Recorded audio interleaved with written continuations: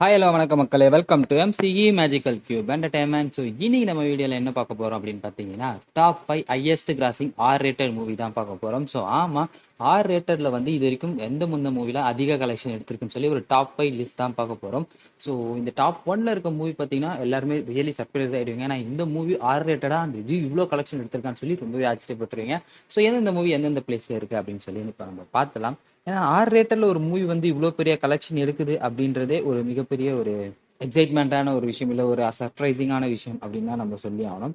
So okay, நம்ம லிஸ்ட்டை ஆரம்பிச்சிருவோம். ஸோ டாப் 5ல எந்த மூவி இருக்கு அப்படின்னு சொல்லி இப்போ பார்த்துருவோம். டாப் 5ல இருக்க மூவி எதுன்னு பார்த்தீங்கன்னா 2016ல வந்த டெட்புல் மூவி தான். ஸோ ஆமாம், ஃபாக்ஸ் ஸ்டுடியோஸ் கிட்ட இருந்து வந்த மூவி தான் 2016ல வந்தது டெட்புல் மூவி. ஸோ இந்த மூவி ஓவராலாக எவ்வளோ கலெக்ஷன் எடுத்திருக்குன்னு பார்த்தீங்கன்னா 781 பில்லியன் கலெக்ஷன் எடுத்திருக்கு. ஸோ ஆமாம், கிட்டத்தட்ட ஆல்மோஸ்ட் ஒரு 1 மில்லியன், அதாவது ஒரு 1 மில்லியனுக்கு ஒரு முக்கால்வாசி வந்துருச்சு அப்படின்னு கூட சொல்லலாம். பட் இது இந்த படத்துக்கான ஒரு பெரிய சக்சஸ் கிடையாது. இந்த படத்துக்கான பட்ஜெட் எவ்வளவு தெரியுமா? வெறும் 50 பில்லியன். ஸோ ஆமா, வெறும் 50 பில்லியன்ல எடுத்த படம் 781 பில்லியனை கலெக்ஷன் எடுத்து, so highest grossing or rated மூவிலே வந்து பார்த்தீங்கன்னா டாப் 5 பொசிஷனுக்கு வந்திருக்குன்னு சொல்லலாம். ஸோ அந்த அளவுக்கு ஒரு சூப்பரான படம் அப்படின்னு கூட சொல்லலாம். எப்படி சொல்றது, ஒரு அன்எக்ஸ்பெக்டட் சக்சஸ் அப்படின்னு கூட சொல்லலாம். ஸோ ஃபாக்ஸ் கிட்ட இருந்து வந்து பார்த்தீங்கன்னா நிறைய எக்ஸ்மென் மூவிஸ், அதாவது நிறைய மியூட்டனோட மூவிஸ்லாம் வந்துட்டு இருந்தது. ஸோ எக்ஸ்மென்ஸ், உல்வெரின், எக்ஸ்மென் அப்பாகலிப்ஸ், ஸோ அந்த மாதிரி மூவிஸ் வந்துட்டு இருக்கும்போது பார்த்தீங்கன்னா அதில் ஒரு சில படங்கள் நல்லா இருந்தது, ஒரு சில படங்கள் மிக்ஸ் ரிவ்யூஸ் வாங்கிட்டு இருந்தது. ஸோ அப்படி இருக்கும்போது டெட்புல்ன்ற ஒரு கேரக்டர் வந்து பார்த்தீங்கன்னா இது வரைக்கும் எக்ஸ்மென்லேயே பெருசாக எக்ஸ்டாப்ளிஷ் பண்ணாத ஒரு, அதாவது லைவ் ஆக்ஷனில் பெருசாக எக்ஸ்டாப்ளிஷ் பண்ணாத ஒரு characters. So animation series, cartoon அதுலேயுமே வந்து பார்த்தீங்கன்னா அந்த அளவுக்கு பெருசாக எக்ஸ்பிளேஷன் கொடுக்காத ஒரு கேரக்டர், அதாவது புதுசாக ஒரு கேரக்டர்ஸை ஒரு ஆடியன்ஸுக்கு இன்ட்ரடக்ஷன் கொடுக்கும்போது ஸோ அந்த ஃபர்ஸ்ட் படமே இவ்வளோ பெரிய சக்ஸஸ் ஆனது வந்து பார்த்தீங்கன்னா ஒரு மிகப்பெரிய அச்சீவ்மெண்ட்டாக தான் சொல்லி ஆகணும். ஸோ அதுவும் குறிப்பாக இதில் டெட்புல்லாக ஆக்ட் பண்ண ரயன் ரெனால்ட்ஸ். ஸோ அவர் வந்து பார்த்தீங்கன்னா டெட்புல்லாக ப்ளே பண்ணதுக்காகவே பிறந்திருக்காரு அப்படின்னு சொல்லலாம். ஏன்னா அவரோட தொடர்ந்து வந்த படங்கள், அதாவது டெட்புல் படத்துக்கு அப்புறமா வந்து அவருடைய எல்லா படங்களுமே பார்த்தீங்கன்னா ஸோ அதில் ரயன் ரெனால்ட்ஸை நீங்கள் பார்க்கவே முடியாது, அதில் டெட்புல் மட்டும் தான் நீங்கள் பார்க்க முடியும். ஸோ டெட்புல் படங்களை வந்து பார்த்தீங்கன்னா அது ரொம்பவே அதிகமாகவே பார்க்க முடியும். ஸோ அந்த அளவுக்கு ஒரு மிகப்பெரிய ஒரு டெட்புல்லாகவே ப்ளே பண்ணியிருப்பாரு. ஸோ அதுவுமே இந்த படத்துக்கு ஒரு ப்ளஸ் பாயிண்டா சொல்லலாம். அண்ட் அதுக்கப்புறமா இந்த படத்துல வந்து பாத்தீங்கன்னா ஆர் ரேட்டட பூந்து விளையாடி இருப்பாங்க. ஸோ டெட்புல் 1லேயே வந்து பாத்தீங்கன்னா ஆர் ரேட்டட் எந்த அளவுக்கு புஷ் பண்ண முடியுமோ அந்த அளவுக்கு புஷ் பண்ணியிருப்பாங்க. டெட்புல் 1 உருவானதுக்கு காரணம், அதாவது இப்போ டெட்புல் 1 வந்து அதுக்கப்புறம் அதோட சக்சஸ் தொடர்ந்து டெட்புல் 2 கொடுத்தாங்க.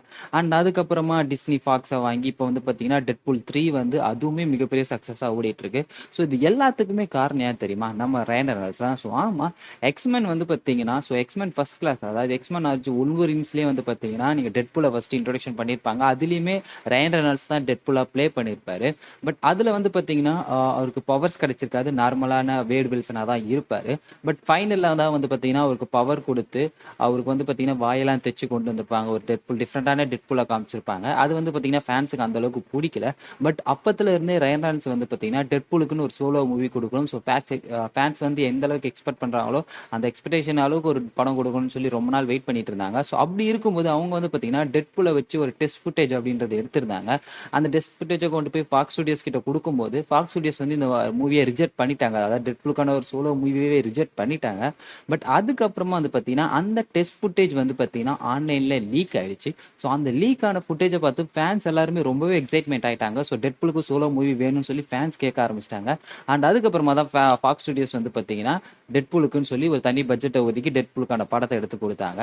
ஸோ இப்போ வரைக்குமே அந்த வீடியோவை லீக் பண்ணது வந்து பார்த்தீங்கன்னா ரயன் ரெனால்ட்ஸ் அப்படின்னு தான் ஒரு பேச்சு போய்கிட்டே இருக்கு. அதாவது அந்த படம் எடுக்க ஆரம்பிச்சதுலேருந்து இப்போ வரைக்குமே, அதாவது டெட்புல் 3 வர வரைக்குமே அது வந்து பார்த்தீங்கன்னா ரயன் ரெனால்ட்ஸ் தான் லீக் பண்ணியிருப்பாருன்னு சொல்லி எல்லாருமே ஒரு பேச்சு பேசிட்டாங்க. இப்போ ரீசெண்டாக நடந்த ஒரு இன்டர்வியூவில் பார்த்தீங்கன்னா ஹியூ ஜாக்மனும் ரயன் ரெனால்ட்ஸும் ஒரு சின்ன இன்டர்வியூ அட்டன் பண்ணியிருந்தாங்க.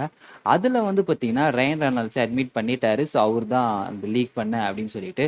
ஸோ அவர் லீக் பண்ண அந்த ஒரு சின்ன வீடியோ கிளிப் தான் இப்போ டெட்புல் அண்ட் உல்வரின் அப்படின்னு சொல்லி ஒரு படம் வந்ததுக்கான மிகப்பெரிய காரணமாகவும் சொல்லலாம். அண்ட் அதே மாதிரி 2016ல வந்து அந்த டெட்புல் படம் வந்ததுக்கான ஒரு ரீசனாகவும் சொல்லலாம். ஸோ இந்த டெட்புல் படம் அப்படின்றது அந்த டெட்புலோட ஒரு சின்ன ஆரிஜின் சொல்லியிருப்பாங்க. அதாவது வேட் வில்சன் அப்படின்றவர் அவரோட நார்மலான மிஷினரி லைஃப்பை தான் வாழ்ந்துகிட்டு இருப்பாரு.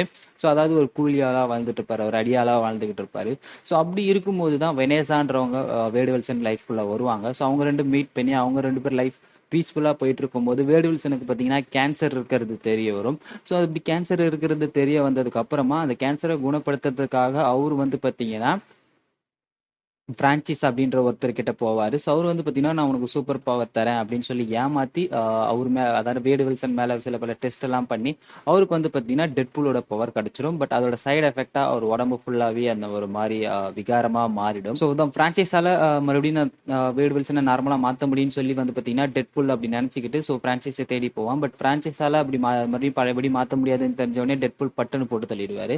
ஸோ அது ஒரு ஆரிஜின் ஸ்டோரியும் குடுத்திருப்பாங்க. ஒரு ஃபன் எலிமெண்ட்டாவும் கொண்டு போயிருப்பாங்க. அண்ட் இதுல வந்து பார்த்தீங்கன்னா, இதுக்கு முன்னாடி அந்த எந்த ஒரு ஃபாக்ஸ் மூவியுமே அவ்வளோ பெருசா கனெக்ட் பண்ணியிருக்க மாட்டாங்க. பட் அங்கங்க டீஸ் பண்ணுவாங்களே தவிர்த்து, அந்த அளவுக்கு அந்த எக்ஸ்மென் யூனிவர்ஸ் கூட வந்து பார்த்தீங்கன்னா, இந்த டெட்பூல் படம் அப்படின்றது கனெக்ட் ஆயிருக்காது. ஸோ அதே மாரி தான் அத தொடர்ந்து அந்த டெட்பூல் 2வுமே இருக்கும். ஸோ என்ன அப்படின்னு பார்த்தீங்கன்னா, இப்போ டாப் 4 லிஸ்ட்ல இருக்கிறது எந்த மூவின்னு பார்த்தீங்கன்னா, டெட்பூல் 2 தான். ஸோ 2018ல வந்த டெட்பூல் 2 மூவி தான் டாப் 4 பொசிஷன் எடுத்திருக்கு. So top 5 position and top 4 position 2 படங்களுமே டெட்பூல் கிட்ட தான் இருக்கு. ஸோ டெட்பூல் 2 வந்து பார்த்தீங்கன்னா, எவ்வளோ வந்து 786 பில்லியன் கிட்ட கலெக்ஷன் பண்ணிருக்கு. ஸோ கிட்டத்தட்ட டெட்பூல் 1 எடுத்த அதே கலெக்ஷன் தான் இதுவுமே எடுத்திருக்குன்னு சொல்லலாம். ஏன்னா டெட்பூல் 1 வந்து பார்த்தீங்கன்னா, ஒரு மிகப்பெரிய சக்சஸ். ஸோ டெட்பூல் 2 வந்து பார்த்தீங்கன்னா, அந்த சக்சஸ்க்கு அப்புறம் வந்திருந்தது. பட் ஒரு சில லேக் அந்த படத்துல இருந்தாலுமே, ஸோ ஃபேன்ஸுக்கு அதை என்ஜாய் பண்ணியிருந்தாங்க. பட் டெட்பூல் 1ல இருந்த அளவுக்கு டெட்பூல் 2 வரலையோ அப்படின்றது தான் ஒரு கேள்விக்குறி. என்னன்னா டெட்பூல் 1 அப்படின்றது எந்த லேகுமே இல்லாம சூப்பரா போகும். பட் டெட்பூல் 2ல அங்கங்க சில லேக்லாம் வரும். சின்ன அங்கங்க லீக் பாயிண்ட் அந்த மாதிரிலாம் கொடுத்துருப்பாங்க. பட் நீங்க ஓவராலா டெட்பூல் 2 பார்த்தீங்கன்னா ரொம்பவே ஃபன்னான மூவியா கொடுத்துருப்பாங்க. அதுல டெட்பூல் வந்து பார்த்தீங்கன்னா, அவருக்கான ஒரு டீமையுமே உருவாக்கியிருப்பாரு, எக்ஸ் ஃபோர்ஸ் அப்படின்னு சொல்லிட்டு. ஸோ அந்த எக்ஸ் ஃபோர்ஸ் டீமையுமே இப்போ வந்து லாஸ்ட் வந்து டெட்பூல் அண்ட் வுல்வரின் படத்துல அவர் மென்ஷன் பண்ணியிருப்பாரு.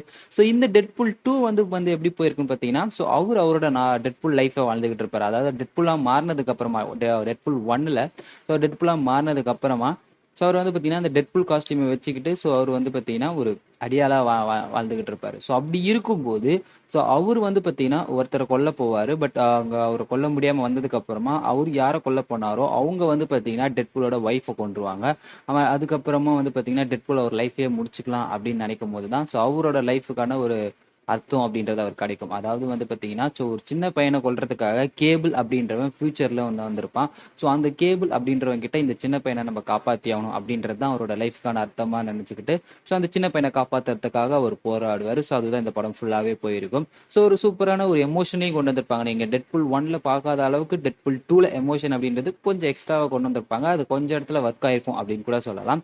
ஸோ ஓவராலா வந்து பார்த்தீங்கன்னா, இது ஒரு ஃபன் அண்ட் ஜாய் மூவியாவே போயிருக்கும். அண்ட் அதுக்கப்புறமா அந்த டெட்பூல் 2ல தான் வந்து பார்த்தீங்கன்னா, லாஸ்ட்டா ஒரு கேபிளோட டைம் மிஷினை வச்சு, அதாவது அந்த டைம் வாட்சை வச்சு அவர் பண்ண தப்பெல்லாம் அவர் சரி பண்ற மாதிரி காமிச்சிருப்பாங்க. அண்ட் அந்த ஒரு விஷயத்த வச்சனால தான் டிவி அவரை ரெக்ரூட் பண்ற மாதிரி டெட்பூல் 3ல வந்து பார்த்தீங்கன்னா, சின்னதா ஒரு டீஸ் அப்படின்றது கொடுத்துருப்பாங்க. ஸோ ஓவராலா ஃபன்னாவே இருக்கும். ஸோ டாப் 3ல எந்த மூவி இருக்குன்னு பார்த்தீங்கன்னா, இப்போ லேட்டஸ்டா ரிலீஸ் ஆயிருக்க டெட்பூல் அண்ட் வுல்வரின் படம் தான் டாப் 3 பொசிஷன் எடுத்திருக்கு. ஸோ இந்த படம் இப்போ வரைக்குமே 924 பில்லியன் கலெக்ஷன் எடுத்திருக்கு. ஸோ ஆமா, 924 மில்லியன் அப்படின்ற கலெக்ஷனை எடுத்திருக்கு. எனக்கு தெரிஞ்சு இந்த வீக்கெண்ட் முடியும் போது, அதாவது இந்த சாட்டர்டே சண்டே முடியும் போது இந்த படம் 1 பில்லியன் அப்படின்ற கலெக்ஷனை எடுத்துரும். ஸோ ஆல்ரெடி இந்த படம் 1 பில்லியன் கலெக்ஷன் எடுக்கணும்னா என்னெல்லாம் பண்ணணும் அப்படின்னு சொல்லி நம்ம டீட்டெயிலாக ஒரு வீடியோ போட்டிருக்கோம். அதுக்கான லிங்க் அப்படின்றத நான் கால்ல குடுக்குறேன். ஸோ டைம் இருந்தது அப்படின்னா மறக்காம போய் செக் பண்ணுங்க. எனக்கு தெரிஞ்சு நான் சொன்ன கண்டிஷன் எல்லாமே அந்த படம் நிறைவேத்துருச்சு அப்படின்னு தான் சொல்லணும். அதனால தான் இவ்வளோ பெரிய கலெக்ஷன் எடுத்திருக்கு. ஸோ நான் என்னென்ன 3 விஷயங்கள் சொல்லியிருந்தேன் அப்படின்றத அந்த வீடியோல மறக்காம செக் பண்ணி பாருங்க. இப்போ இந்த டெட்பூல் அண்ட் வுல்வரின் படம் இவ்வளோ பெரிய கலெக்ஷன் எடுத்ததுக்கு மிக முக்கியமான ரீசனா நான் என்ன சொல்லுவேன் அப்படின்னு பார்த்தீங்கன்னா, Ryan Reynolds and Hugh Jackman. So இவங்க 2 பேரால தான் இந்த படம் இவ்வளோ பெரிய கலெக்ஷன் எடுத்திருக்குன்னு நான் அடிச்சு சொல்லுவேன். ஏன்னா இது வரைக்கும் நம்ம பார்த்த டெட்பூல் படம் இது வரைக்கும் நம்ம 2 டெட்பூல் படம் பார்த்துருப்போம். அது 2மே வந்து பார்த்தீங்கன்னா ஃபாக்ஸ் யூனிவர்ஸ்ல வந்திருக்கும். பட் அந்த டெட்பூல் நம்ம எம்சிக்குள்ள வராரு. அண்ட் அவரு எம்சிக்குள்ள வரும்போது ஸோ என்ன நம்ம ஹியூ ஜாக்மேன் ரிட்டர்ன் ஆக போறாரு அப்படின்ற நியூஸ், இந்த 2 நியூஸுமே சேர்ந்து இந்த படத்துக்கான எக்ஸைட்மெண்ட் அப்படின்றத ரொம்பவே ஹைப் ஆக்கிச்சுன்னு சொல்லலாம். ஸோ அந்த ஹைப்பை எந்த ஒரு விதத்திலையும் குறைய விடாம இந்த படம் ஃபேன்ஸுக்கு ஒரு சாட்டிஸ்ஃபைடா இருந்தது. நீங்க எதிர்பார்க்காத பல கேமியோஸ் அண்ட் எதிர்பார்த்த கேமியோஸை டிஃப்ரெண்ட் வேரியன்ஸ்ல கொண்டு வந்து ஒரு சூப்பரான படமா கொடுத்திருந்தாங்க. இந்த மொத்த படமே வந்து பார்த்தீங்கன்னா வைடுக்குள்ள நடக்கிற மாதிரி தான் இருக்கும். ஸோ அப்படி வைடுக்குள்ள நடக்கும்போது அங்க என்னெல்லாம் விஷயத்த அவங்களால கொடுக்க முடியுமோ அது எல்லா விஷயத்தையும் கொடுத்துருப்பாங்க. ஸோ ஒரு ரொம்பவே ஒரு ஃபேன்ஸ் இந்த படம் அதாவது ஃபேன்ஸ் வந்து பார்த்தீங்கன்னா மார்வல் கிட்ட எந்த அளவுக்கு ஒரு படத்தை ரொம்ப நாளாக எதிர்பார்த்துட்டு இருந்தாங்களோ அந்த அளவுக்கு ஒரு படத்தை கொடுத்துருப்பாங்கன்னு சொல்லலாம். எனக்கு தெரிஞ்சு மார்வலோட உண்மையான மல்டிவர்சல் மூவி அப்படின்றது இதை தான் நம்ம சொல்லி ஆகணும். இதுக்கு முன்னாடி வந்து டாக்டர் ஸ்ட்ரேஞ்ச் மல்டிவர்ஸ் மேட்னஸ் அப்படின்றது ஸோ அந்த அளவுக்கு மல்டிவர்ஸ் எக்ஸ்ப்ளோர் பண்ணியிருக்க மாட்டாங்க. பட் இதில் வந்து பார்த்தீங்கன்னா டிஃப்ரெண்ட் கைண்ட் ஆஃப் யூனிவர்ஸில் இருக்கிற டிஃப்ரெண்ட் கைண்ட் ஆஃப் கேரக்டர்ஸை காமிச்சிருப்பாங்க. ஸோ ஃபியூச்சரில் வந்து பார்த்தீங்கன்னா டெட்புல் அண்ட் உல்வரின் இல்லைனா டெட்புலை வச்சு இன்னும் மல்டிவர்ஸையோ இல்லை டெட்புல் தான் வந்து பார்த்தீங்கன்னா இதுக்கப்புறம் மார்வல் மூவிஸ் எல்லா மூவிஸ்லையும் அப்பியர் ஆவார் அப்படின்ற மாதிரியும் டாக் போயிட்டு இருக்கு. பட் ஓவராலா டெட்புல் அண்ட் உல்வரின் அதாவது இந்த படத்தை பத்தி நான் ஓவராலா ஸ்பாயில் பண்ண விரும்பல, ஏன்னா இன்னும் படம் சக்சஸ்ஃபுல்லா தியேட்டர்ல ரன் ஆயிட்டு தான் இருக்கு. பட் ஓவராலா இந்த படம் வந்து பாத்தீங்கன்னா இந்த வீக்குள்ளேயே 1 பில்லியன் கலெக்ஷன் அப்படின்றது எடுத்துரும். ஸோ 1 பில்லியன் கலெக்ஷன் எடுத்துருச்சு அப்படின்னா தனியாக நம்ம ஸ்பெஷலா அதுக்கும் ஒரு வீடியோ போடுவோம். ஸோ அது எல்லாமே பார்க்கறதுக்கு மறக்காம நம்ம எம்சி சேனலை சப்ஸ்கிரைப் பண்ணி வச்சிருங்க.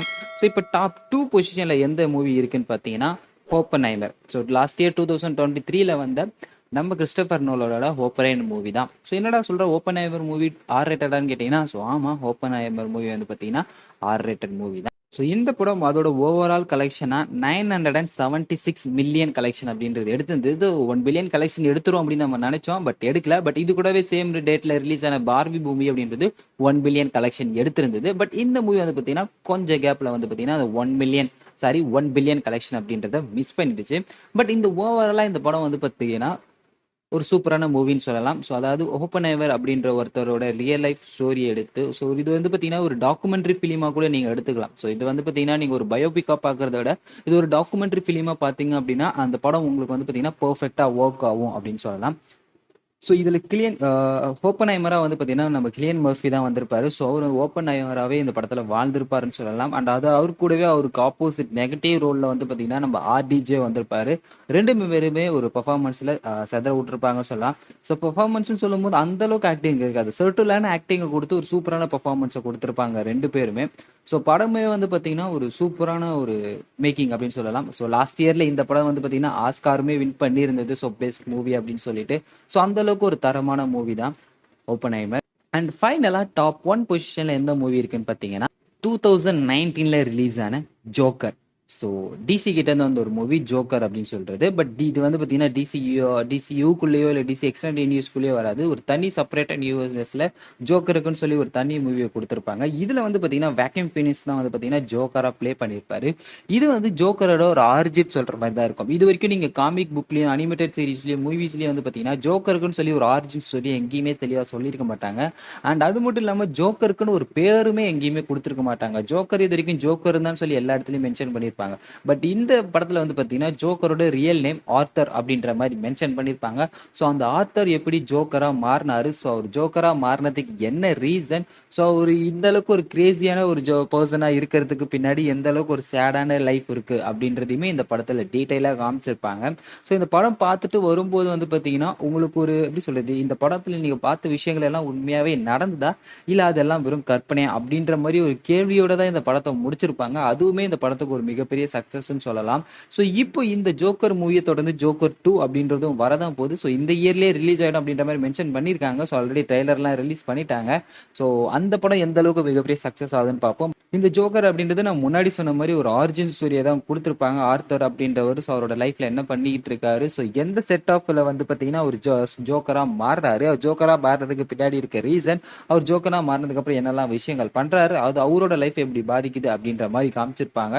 ஸோ ஒரு சூப்பரான ஒரு ஆரிஜின் ஸ்டோரியை கொடுத்துருப்பாங்க. ஒரு சர்ட்டிலான ஆக்டிங்குமே இருக்கும். அண்ட் முக்கியமாக சொல்ல போனோம்னா வேக்யூம் ஃபீனிக்ஸோட ஆக்டிங் மனுஷன் பக்காவா ஆக்ட் பண்ணியிருப்பாரு. ஸோ அவர் பண்ற அந்த அவர் அந்த பெயினோட ஒரு சிரிக்கிற விஷயங்களா இருக்கட்டும், இல்லை ஒரு பெயினோட அங்கே அழுகுற விஷயங்களா இருக்கட்டும், எல்லாமே வந்து பார்த்தீங்கன்னா ஸோ ஒரு சர்ட்டலான ஆக்டிங்னு சொல்ல முடியாது, பட் ஒரு சூப்பரான ஆக்டிங் அப்படின்னு சொல்லலாம். ஸோ இப்போ அதை தொடர்ந்து இப்போ ஜோக்கர் 2லுமே அவர் ஆக்ட் பண்ணிட்டு இருக்காரு. அந்த ஜோக்கர் 2ல வந்து பார்த்தீங்கன்னா ஹார்லி குயினோட இன்ட்ரடக்ஷன் பண்ண போறாங்க. அண்ட் அது மட்டும் இல்லாமல் அந்த ஜோக்கர் 2 அப்படின்றது ஒரு மியூசிக்கல் மூவியா இருக்க போகுதுன்னு சொல்லி ஆல்ரெடி நீங்க கேள்விப்பட்டிருப்பீங்க. ஸோ ட்ரைலர்லாம் பார்க்கும்போது அப்படிதான் இருக்கு. ஸோ வெயிட் பண்ணி பார்ப்போம் ஜோக்கர் 1 ஆன அளவு கிட்டுக்கு ஸோ இந்த படமுமே ஆகுதா இல்லையா அப்படின்னு சொல்லிட்டு பார்ப்போம். ஸோ இந்த ஜோக்கர் 1 அதாவது 2019 வந்த ஜோக்கர் எவ்வளவு கலெக்ஷன் எடுத்ததுன்னு தெரியுமா? 1 பில்லியன் கலெக்ஷன். ஸோ கிட்டத்தட்ட 1 பில்லியனுக்கும் மேல கலெக்ஷன் எடுத்திருக்கு. ஸோ ஆமா, ஒரு சூப்பர் ஹீரோ மூவி அண்ட் அதுவுமே பார்த்தீங்கன்னா ஒரு வில்லனுக்காக வந்த ஒரு மூவி. பட் இந்த ஜோக்கர் அப்படின்றது ஒரு வில்லனை பேஸ் பண்ண மூவி. ஸோ ஒரு வில்லன், அதுவும் ஒரு பேட்மேன் அப்படின்ற ஒரு மிகப்பெரிய ஒரு கேரக்டருக்கு ஒரு ஆர்ச்செனிமியா இருக்கிறவர் தான் ஜோக்கர் அப்படின்னு சொல்லிட்டு. ஸோ அந்த ஜோக்கருக்கான ஒரு வில்லன், ஸோ ஒரு வில்லனுக்கான ஒரு படம், ஸோ அந்த வில்லனுக்கான ஒரு லைஃப் ஸ்டோரி இல்லை வில்லனுக்கான ஒரு ஆரிஜின் ஸ்டோரியா வர ஒரு படம், அதுவும் ஆர் ரேட்டடா வந்த ஒரு படம் அப்படின்றது 1 பில்லியன் கலெக்ஷன் எடுத்துன்றது ஒரு மிகப்பெரிய விஷயம். இதெல்லாம் தான் வந்து பார்த்தீங்கன்னா ஹையஸ்ட் கிராசிங் எடுத்த டாப் 5 மூவிஸ் அப்படின்னு சொல்றது. ஸோ இந்த மூவிஸ்ல நீங்க எந்தெந்த படங்கள்லாம் பார்த்துருக்கீங்க, எந்தெந்த படங்கள்லாம் உங்களோட ஃபேவரட்டான படங்கள் அப்படின்றத மறக்காம கமெண்ட்ல மென்ஷன் பண்ணுங்க. அண்ட் இதே மாதிரி நிறைய வீடியோஸ் அண்ட் இதே மாதிரி மூவி அப்டேட்ஸ்லாம் தெரிஞ்சுக்கணும்னு நினைச்சீங்கன்னா நம்ம எம்சி சேனலை மறக்காம சப்ஸ்கிரைப் பண்ணிடுங்க. நோட்டிஃபிகேஷன் பட்டனையும் ஆன் பண்ணி வச்சிருங்க. ஸோ நான் உங்க எல்லாரையும் வேற ஒரு ஆசமான வீடியோல வந்து மீட் பண்றேன். Until then it's me MC signing off.